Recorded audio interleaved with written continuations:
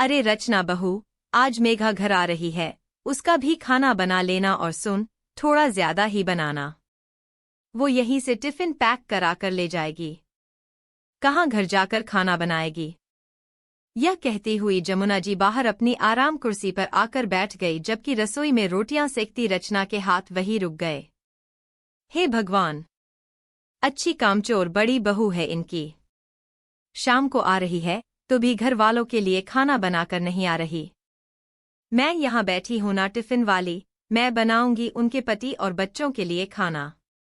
अंदर रसोई में रचना धीरे धीरे बड़बड़ाती हुई खाना बनाने में जुट गई। आखिर कितना ही बड़बड़ा ले, खाना तो उसी को बनाना था, ये बात वो अच्छे से जानती थी। आखिर ये हमेशा का ही था, जब से शादी हुई है तब से देखती आ रही थी। आखिर मेघा खाना बनाती कब है, उसे तो यह समझ में नहीं आता था। आए दिन आ जाती है यहाँ पर अम्मा जी को मक्खन लगाने के लिए। अम्मा जी के 2 बेटे हैं, अमित और सुमित। अमित अपनी पत्नी मेघा और 2 बेटे के साथ कॉलोनी के दूसरे छोर पर रहता था। वही सुमित अपनी पत्नी रचना के साथ अपने पुराने घर में रहता था। अम्मा भी साथ रहती थी। रचना और सुमित की शादी को 1 साल हो चुका था। लेकिन 1 साल की शादी में रचना अपनी बड़ी जेठानी को बहुत अच्छे से जान चुकी थी। वो 1 नंबर की कामचोर थी। खाना बनाने में तो उसे रोना आता था।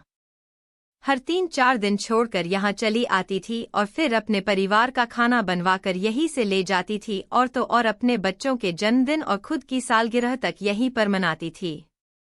कोई भी सेलिब्रेशन हो या तीज त्योहार हो, तब भी सबका खाना यही बनता था और अम्मा जी को ये दिखाई नहीं देता था। उन्हें तो लगता है कि बड़ी बहू उनसे बहुत प्यार करती है, इसलिए उनसे मिलने हर 4-5 दिन में आ जाती है। साथ ही हर वीकेंड में कहीं ना कहीं जाती थी तो अम्मा जी के लिए कुछ ना कुछ खरीद कर ले आती थी। ये अलग बात थी कि वो ये सामान वही लोकल मार्केट से खरीद कर लाती थी। उन तोहफों की पट्टी अम्मा जी की आंखों पर बंधी रहती थी, इस कारण घर का बजट हमेशा बिगड़ा ही रहता। सुमित जहां अपने बजट को लेकर परेशान रहता था, वहीं रचना अपने घर के कामों को लेकर। 1-2 बार रचना ने कहना चाहा तो अम्मा जी उससे ही लड़ पड़ी। तुझे क्या पता ये तोहफे कितने महंगे आते हैं, तूने अपने पिता के घर पर देखा ही क्या है। परिवार को एक करके चलना तुझे आता ही नहीं है, तू जलती है अपनी जेठानी से। खुद को घर संभालना नहीं आता है और घर के बजट बिगड़ने का ठीकरा जेठानी पर फोड़ देती है। इसके आगे रचना ने कहना ही छोड़ दिया। अम्मा जी को ना समझना था, ना ही वो समझी। ये अलग बात थी कि आज तक मेघा ने कभी भी अम्मा जी या सुमित और रचना को अपने घर पर खाना खाने नहीं बुलाया था। यहाँ तक कि जब मेघा अपने मायके जाती थी तो पीछे उसके पूरे परिवार का खाना रचना ही बनाती थी। जबकि रचना का मायका तो लोकल ही था, वह सुबह जाती थी और शाम तक आ जाती थी, इसलिए उसे कभी जरूरत नहीं पड़ी। लेकिन अब रचना इन सब चीजों से तंग आ चुकी थी। खाना बनाती बनाती अभी भी उसके दिमाग में यही बात चल रही थी कि किस तरीके से अपनी जेठानी को सबक सिखाऊं, कैसे उसका हमेशा का ये टिफिन वाला नाटक बंद करवाऊं और कैसे अम्मा जी की आंखों पर से जेठानी की तोहफे वाली पट्टी हटाऊं। यह सोचते सोचते मेघा पलटी और अचानक पीछे रखे सिलेंडर से टकराई और गिर गई। गिरते ही उसकी चीख निकल गई। जमुना जी रसोई में दौड़ी दौड़ी आई। अरे बहू, क्या हो गया? कुछ नहीं अम्मा जी, मैं सिलेंडर से टकराकर गिर गई। देखकर नहीं चल सकती थी क्या?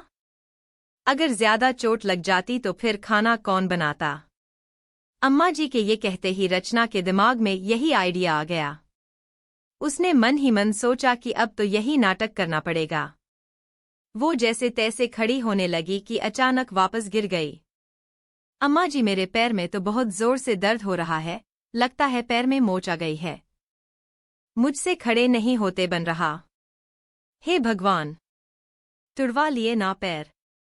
अब इतने लोगों का खाना कैसे बनेगा? अम्मा जी, आपको खाने की पड़ी है।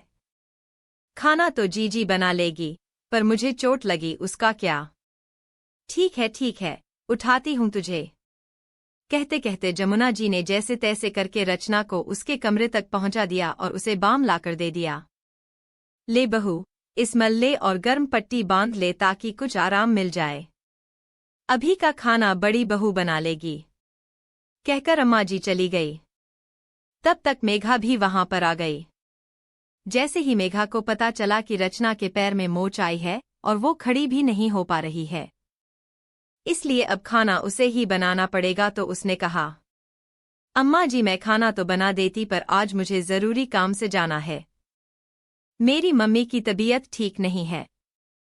मैं आपको देखने चली आई थी, आज तो मैं खाना बना नहीं पाऊंगी। अम्मा जी की प्रतिक्रिया जाने बगैर ही मेघा वही की वही अपने घर के लिए मुड़ गई। अम्मा जी मेघा के ऐसे रवैये से हैरान रह गई, पर उन्हें तो खाना बनाना ही था। सो खुद के लिए, सुमित और रचना के लिए उन्होंने खाना बना दिया। दूसरे दिन अमित घर आया तो अम्मा ने पूछा, अब कैसी है तेरी सास की तबीयत? मेरी सास को क्या हुआ है? वो तो बिल्कुल ठीक है। अमित का जवाब सुनकर अम्मा हैरानी से बोली, अच्छा, मेघा कल शाम को गई थी ना उनसे मिलने के लिए? नहीं तो कल हम लोग डिनर के लिए बाहर गए थे। मेघा ने अचानक से प्लान बना लिया था। अमित का जवाब सुनकर अम्मा जी को समझते देर नहीं लगी कि मेघा ने जानबूझकर ऐसा झूठ बोला ताकि उसे खाना ना बनाना पड़े। पर रचना ने 4-5 दिन तक अपना नाटक यूं ही जारी रखा। अब धीरे धीरे अम्मा जी को मेघा की चालाकियां समझ में आने लगी थी। मेघा जब बीमार पड़ती थी तो रचना उसके और उसके परिवार के लिए खाना भेज देती थी। लेकिन यहाँ तो रचना को बिस्तर पड़े हुए इतने दिन हो गए, एक बार भी मेघा ने अम्मा और सुमित के लिए खाना नहीं भेजा। यहाँ तक कि देखने तक नहीं आई। एक सप्ताह बाद जब रचना अपने पैरों पर खड़ी हो गई तो मेघा घर पर आई। उस समय रचना रसोई में खाना बना रही थी। तो मेघा ने कहा, अरे वाह, आज तो रचना खाना बना रही है। चलो आज मैं अपना टिफिन पैक करवा कर ले जाऊंगी। आखिर रचना के खाने को हमने बहुत मिस किया। उसकी बात सुनकर रचना के हाथ वहीं रुक गए। लेकिन अम्मा जी बोली, माफ करना बड़ी बहू, देवरानी तुम्हारी टिफिन वाली नहीं है। इतनी कामचोरी अच्छी नहीं होती है। अब से अपना खाना खुद बनाओ, यहाँ से किसी का टिफिन पैक होकर नहीं जाएगा। अम्मा के कहते ही मेघा को सांप सूंघ गया।